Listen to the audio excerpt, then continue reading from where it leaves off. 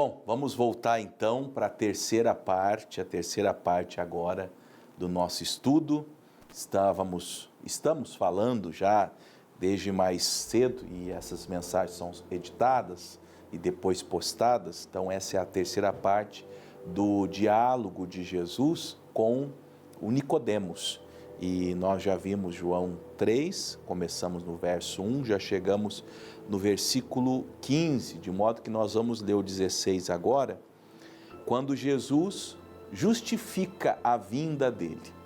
Porque Deus amou o mundo de tal maneira que deu o seu Filho unigênito, para que todo aquele que nele crê não pereça, mas tenha a vida eterna. Porque Deus enviou o seu Filho ao mundo, não para que condenasse o mundo, mas para que o mundo fosse salvo por ele. E talvez aqui esteja então a grande diferença do Evangelho para todas as religiões. Quanto nas religiões, os homens com os pés no chão levantam as mãos e tentam alcançar o trono de Deus. No Evangelho, Deus envia o seu Filho ao mundo para ser o nosso Salvador. No Evangelho é Deus quem estende as mãos, e Ele faz isso movido por amor. A religião nasceu por quê? Não sei. A gente vai estudar um pouquinho, uma leitura rasa, superficial, entende que as religiões muitas vezes nascem por motivos errados. Controle, por poder econômico, por poder político.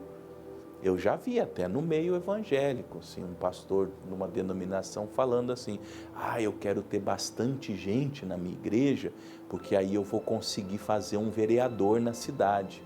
E aí a gente vai continuar crescendo e um dia nós vamos ter um prefeito. O prefeito da cidade vai ser da nossa igreja, e aí a nossa igreja vai conseguir entrar em lugares que a gente não pode entrar. Eu já ouvi isso. Bom, esse pastor já não é mais pastor, essa igreja já não existe mais. E não vou falar muito, eu só vou dizer que essa era uma igreja que existiu em Cascavel. Até profecia foi feita lá, foi um profeta uma vez e falou: eu profetizo que essa igreja no próximo ano vai ter um vereador e tal. Até ontem que eu soube, não. Por quê? Porque o motivo era errado.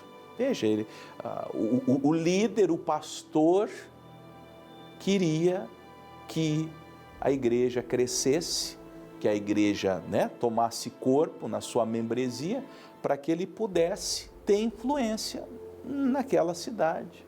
Está errado. Outro dia, um grande líder evangélico no Brasil foi perguntado, foi indagado de qual era a grande missão da vida dele, do ministério dele, e ele falou que era ser rico, era ter poder, era ser maior do que citou um homem muito rico do Brasil. Então veja, não é evangelho, é religião. A religião é assim. A religião tem motivos escusos, tem motivos que não são bons, e ela faz o que faz, ela trabalha, ela é organizada. A gente não pode dizer que a religião não seja organizada, sistematizada, que ela não cresce aleatoriamente, que há uma cabeça pensante. Há muitas, dependendo de quanto tempo existe essa religião, existem documentos, está tudo documentado, está tudo escrito.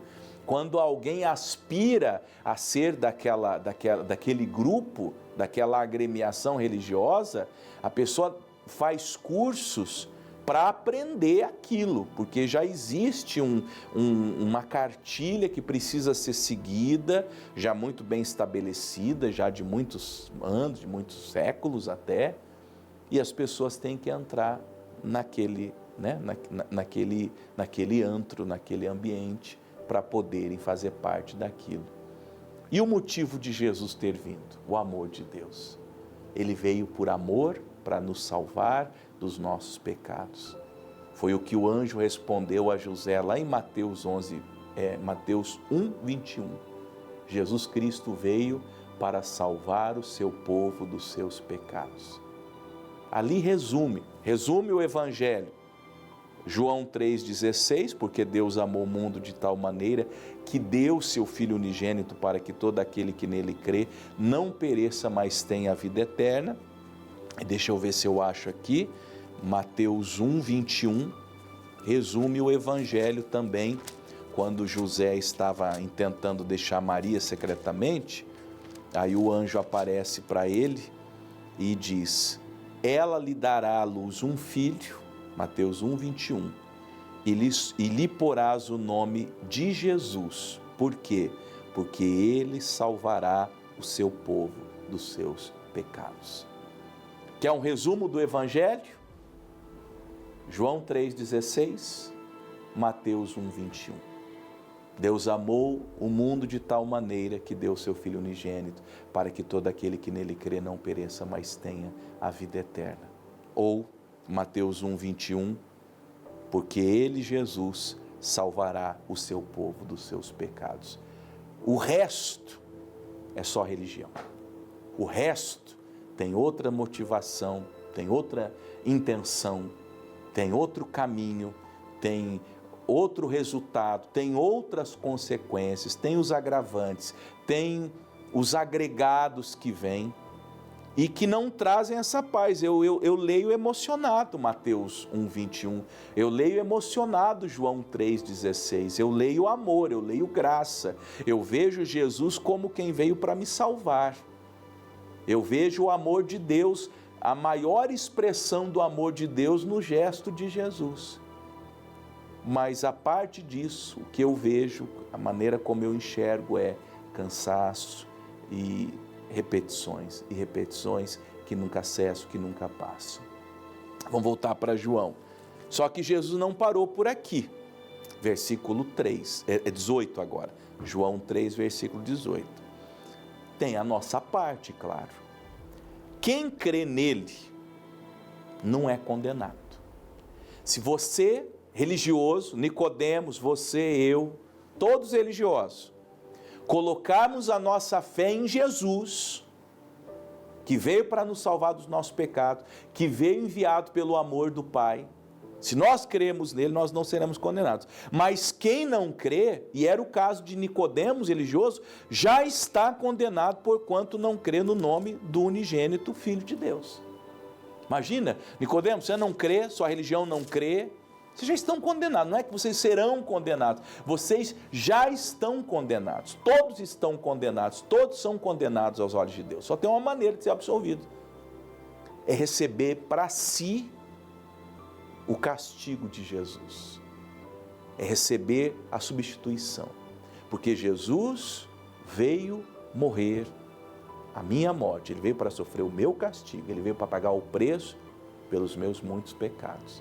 E de modo que quando eu creio, eu estou na verdade recebendo a absolvição que era dele, enquanto ele recebeu o castigo e a condenação que era minha. O nosso substituto. E como que eu me aproprio disso, pastor? Pela fé.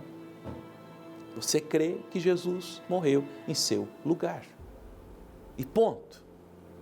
E crê que ele te liberta, a lei perfeita da liberdade, conforme está escrito em Tiago, te liberta dos seus pecados, que já não te dominam mais. Os pecados não terão domínio sobre vós, porque já não estáis debaixo da lei, mas debaixo da graça.